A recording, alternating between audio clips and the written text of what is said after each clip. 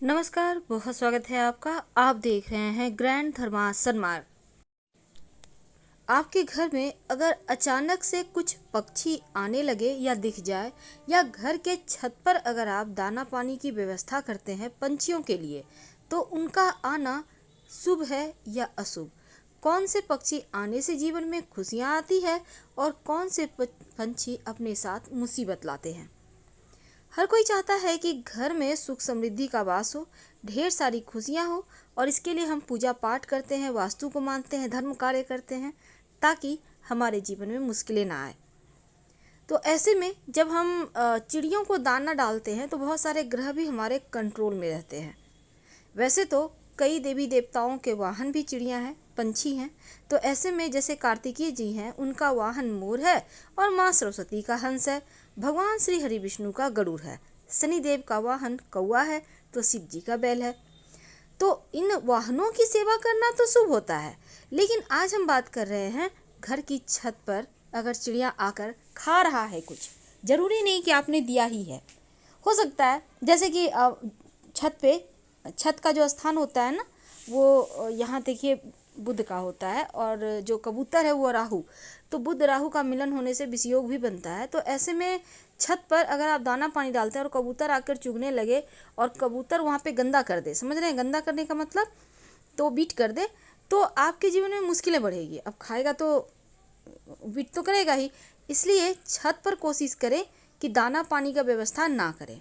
हाँ, आप कहीं आंगन वगैरह में कहीं पर भी साइड में किसी पेड़ के नीचे, रोड साइड कहीं भी आप पानी की व्यवस्था कर दें, कुछ खाने का व्यवस्था कर दें, वो अलग है। तो चलिए जानते हैं कि कौन सा चिड़िया आना अचानक से आ जाए, आपकी मुंडेर पर छत पे बैठ के खा रहा है, कहीं से भी लेकर आए, हो सकता है आपके ही घर से लेकर। तो उसमें पहला नाम आता है गौरैया का। गौरैया अगर आपके घर में आ जाए, घोंसला बना ले, या घर के अंदर हमेशा आने लगे, घर के आसपास घूमे, घर की छत पे बैठे, तो लक्ष्मी बस आपके घर आ चुकी है, ऐसा आप समझ सकते हैं। क्योंकि लक्ष्मी आने के पहले गौरैया आती है।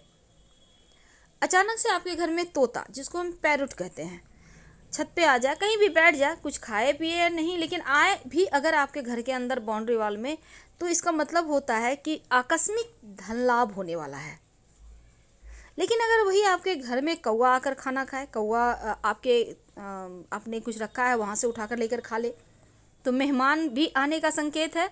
और कौवा खुशियों को बढ़ाने वाला होता है। कौवा कहता है कि आपके घर में खूब बच्चे आए और वो उनको भी मिलता रहे खाना। कहने का तात्पर्य, कौवा जब भी आता है तो वो कौवा का आना घर परिवार को बरकत देता है, तो उनका आना अच्छा होता है। लेकिन घर में वही चमगादड़ प्रवेश कर जाए तो बढ़िया नहीं है।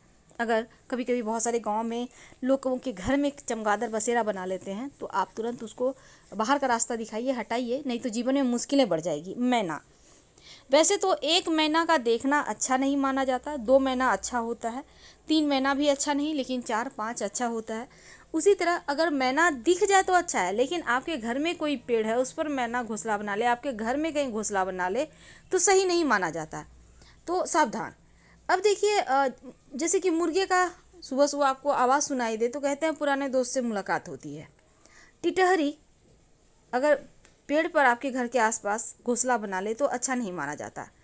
लेकिन हमने जैसे आपको कबूतर के बारे में भी बताया, वो शुभ नहीं है। अब देखिए, मोर तो हर जगह है नहीं, अब उसके लिए तो राजस्थान जाना होगा। लेकिन मोर का भी घर में रहना अच्छा होता है, क्योंकि यहाँ पर निगेटिव एनर्जी कभी आ ही नहीं सकता। जिस घर में मोर विचरण करते हैं, जिस घर में मोर खाना खाते हैं।